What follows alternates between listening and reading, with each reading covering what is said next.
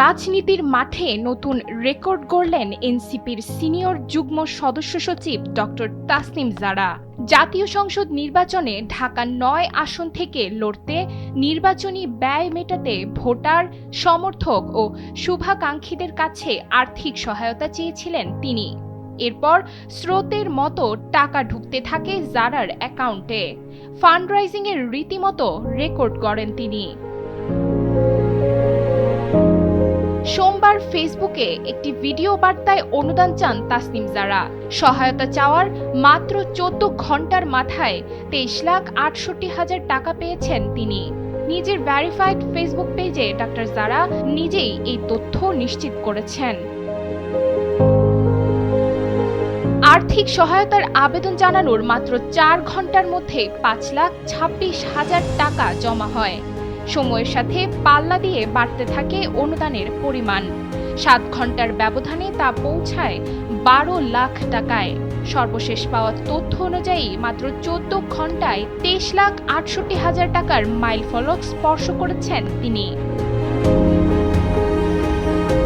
Doctor Tasnim জারা জানান, আমাদের মোট লক্ষ্যমাত্রা ৪৬,৯৩,৫৮০ টাকা। এরই মধ্যে আমরা ২৩ লাখ টাকার মাইলফলক পার করেছি। লক্ষ্য পূরণ হওয়া মাত্রই আমরা তহবিল সংগ্রহ বন্ধ করে দেব। অল্প সময়ে এই বিশাল সাড়া পাওয়ায় তিনি সবার প্রতি আন্তরিক কৃতজ্ঞতা প্রকাশ করেছেন। ফেসবুকে এক আবেগঘন বার্তায় তিনি লিখেছেন, টাকার অঙ্কের চেয়েও বড় যে বিষয়টি আমাকে নাড়া দিয়েছে তা হলো এই টাকার ধরন।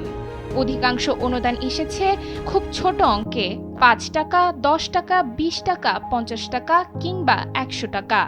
অনেকে সাথে ছোট ছোট বার্তা দিয়েছেন। একজন ছাত্র লিখেছেন, আমি শিক্ষার্থী, সামর্থ্য অনুযায়ী দিলাম।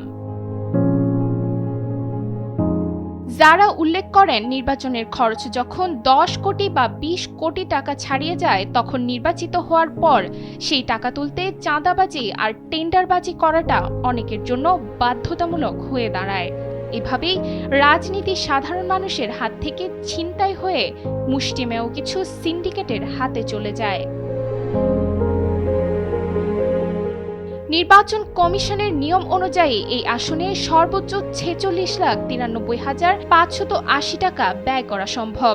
স্বচ্ছতা বজায় রাখতে ডক্টর জারা সম্পূর্ণ নতুন ব্যাংক অ্যাকাউন্ট ও বিকাশ নম্বর ব্যবহার করছেন এবং প্রতিটি টাকার হিসাব ও ব্যয়ের বিবরণ প্রমাণসহ জনগণের সামনে প্রকাশের প্রতিশ্রুতি দিয়েছেন।